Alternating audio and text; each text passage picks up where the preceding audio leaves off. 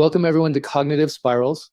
Today we're diving into a fascinating paper, Let Me Grok for You, Accelerating Grokking via Embedding Transfer. It's a mouthful, but the implications could be huge for AI development. Yeah, I saw that one. Really interesting stuff. The idea of speeding up grokking, it's potentially a game changer. It almost feels like we're on the cusp of something big.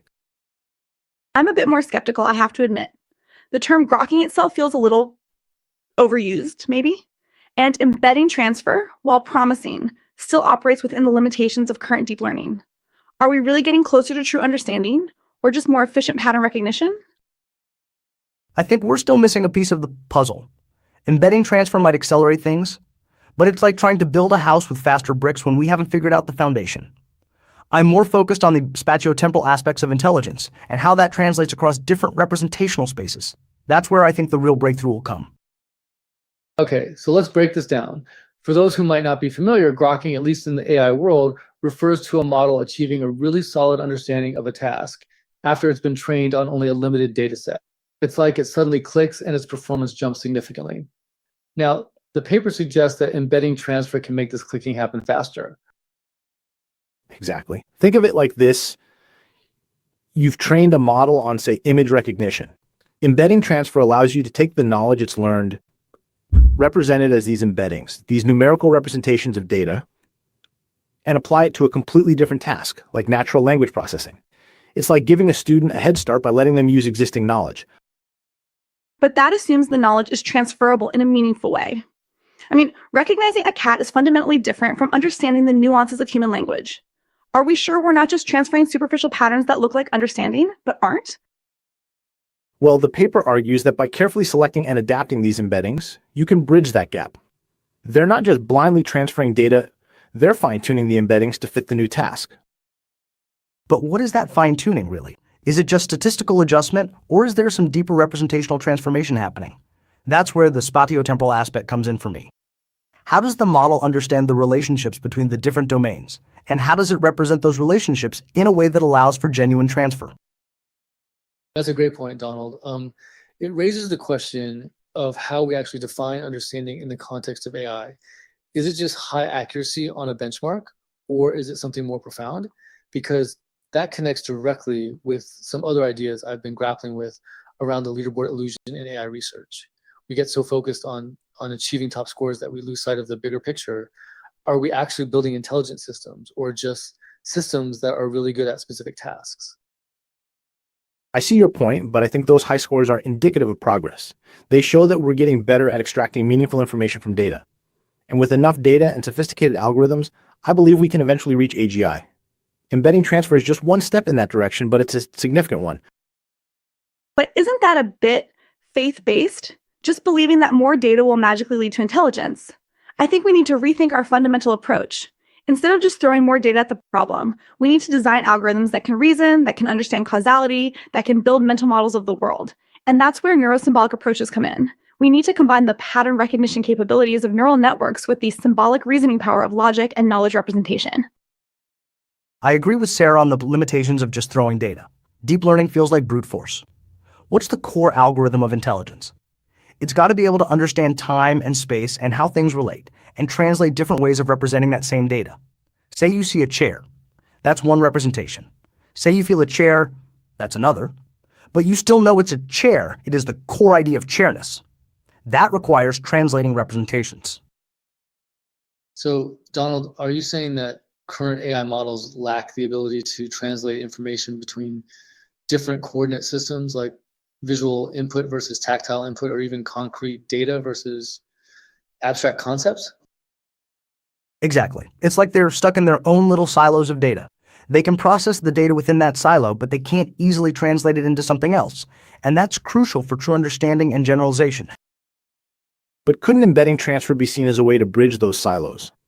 By creating a shared representation space, these embeddings could act as a common language between different modalities. Potentially, but I'm still worried about the lack of interpretability. We need to be able to understand why the model is making certain decisions. Embeddings in their raw form are just numbers. They don't tell us anything about the underlying reasoning process. Okay, let's dig into that a bit. How do we make these embeddings more interpretable? One idea that comes to mind is to incorporate more bio-inspired learning mechanisms. Instead of just relying on statistical correlations, what if we could use principles like Hebbian learning or spike timing dependent plasticity to generate embeddings that are more biologically plausible and potentially more understandable? That's an interesting approach. I haven't thought about that. But would that really lead to more interpretable embeddings or just more complex ones? I think it's worth exploring, and it ties into the neurosymbolic approach. Imagine if we could use these bio-inspired embeddings as a bridge between the neural network and a symbolic reasoning system. The embeddings could provide the raw data, and the symbolic system could then construct logical models and causal explanations. I think linking to biological underpinnings can also help understand the spatiotemporal element better. Consider how animals navigate. They build mental maps of their environment, and they're constantly updating those maps based on new sensory input. That's a constant translation between different coordinate systems, a visual map and a tactile one, but also the smells of the area, the sounds. And that requires a sophisticated understanding of space and time, something current AI models struggle with. Right, so taking that navigation example, current AI struggles to even do what a bee can do without being specifically programmed for it, because it can't translate the different light wavelengths from its eyes into an orientation and use the direction of the sun as an orientation, for instance. So what are some concrete examples of how embedding transfer is being used in practice right now? One pretty common one is in natural language processing. You can train a model on a massive data set of text and then use those embeddings to improve the performance of a model on a smaller, more specific task, like sentiment analysis or question answering. It's like giving the model a pre-trained vocabulary and a basic understanding of grammar. And it's not just limited to text. People are using it for image recognition, speech recognition, even robotics. The idea is to leverage the knowledge that's been learned in one domain to accelerate learning in another. But again, let's be careful about overstating the case. Just because a model performs better on a benchmark doesn't mean it truly understands what it's doing. I'm always wary of systems that appear to work, but whose inner workings are opaque. It's like those AI systems that can generate realistic-looking faces. They're impressive from a technical standpoint, but they don't actually understand what a face is or the emotions that a face can convey. They're just generating patterns based on the data they've been trained on. That brings up another interesting point, the role of context. Human intelligence is incredibly context dependent. We can adapt our behavior and reasoning based on the situation. Can embedding transfer help AI models become more context aware? I think it can. By transferring knowledge from a wide range of domains, you can give the model a broader understanding of the world and its nuances. It's like giving it more life experience. But that requires a more sophisticated representation of context than just raw data. You need to be able to represent relationships, dependencies, and causal connections. And that's where symbolic reasoning becomes essential. So you could use ontologies to represent the different concepts, and then the symbolic system could reason about how those concepts relate to each other in a specific context. And that context needs to be spatiotemporally grounded. How is this chair related to the table next to it? Is someone sitting in the chair? What happened in this room 5 minutes ago? All of that information is relevant to understanding the current situation. Okay, so let's shift gears a bit. What are some of the limitations of embedding transfer as it's currently being used? What are the challenges that researchers are facing? One big challenge is the translation losses that I mentioned earlier. When you transfer embeddings from one domain to another, you inevitably lose some information. It's like trying to translate a poem from one language to another. Some of the nuances and subtleties are bound to be lost in translation. And that loss of information can be particularly problematic if you're dealing with complex or ambiguous data. If the original embeddings are already based on superficial patterns, then the translation is just going to amplify those flaws. It is garbage in, garbage slightly different out. And the embeddings themselves can be biased, reflecting the biases that are present in the training data. If you train a model on a dataset that overrepresents one demographic group, for example, the embeddings are likely to reflect those biases, and that can lead to unfair or discriminatory outcomes. Absolutely. We need to be very careful about the data we're using to train these models, and we need to be aware of the potential for bias. And that's where some of the leaderboard illusion comes into play as well. What's considered top performing may have biases that aren't apparent on the surface or may not be apparent in a typical use case. So what are some potential solutions to these challenges? How can we improve embedding transfer to make it more robust, more interpretable, and less biased? Well, one approach is to use more diverse and representative data sets. The more data you have and the more diverse it is, the less likely the model is to be biased. And that could mean training with multiple data sets to get the full idea. But more data isn't always the answer. We also need to develop better algorithms for detecting and mitigating bias. And that might involve incorporating fairness metrics into the training process, or using adversarial training techniques to force the model to be more equitable. I think a deeper understanding of the underlying representational structure is key. How are these embeddings actually encoding information? Can we develop tools and techniques for visualizing and interpreting them? And can we use that understanding to design better embeddings that are more robust and less biased?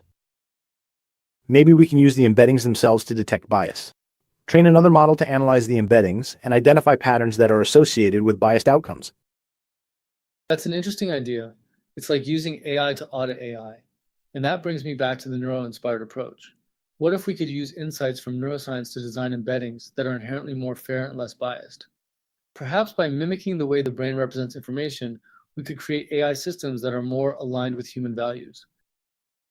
I still think we need to focus on building algorithms that can explicitly reason about fairness and ethics. We can't just rely on statistical correlations to magically solve the problem. We need to give the AI systems the ability to understand the ethical implications of their decisions, which requires an understanding of the context in which those decisions are being made. And that context is always spatiotemporally situated. What are the potential consequences of this decision, not just in the immediate moment, but also in the future? And how will it affect different people in different places? Okay, so let's wrap things up by looking ahead. What are some promising directions for future research in this area? What are the questions that we should be asking? I think we need to focus on scaling up embedding transfer to even larger and more complex datasets. Can we develop techniques for transferring knowledge between models with billions or even trillions of parameters? The potential for AGI is really there. I think we need to focus on developing more interpretable and explainable AI algorithms. Embeddings are a useful tool, but they're not a substitute for understanding. So I think we need to look at neurosymbolic models to bring in better reasoning capabilities. I think we need to focus on the spatiotemporal aspects of intelligence. How do we build AI systems that can understand space and time and translate information between different coordinate systems? I suspect the core algorithm to AGI hinges on that. From my perspective, I'm fascinated by the potential of combining neuroscience with AI to unlock new levels of intelligence.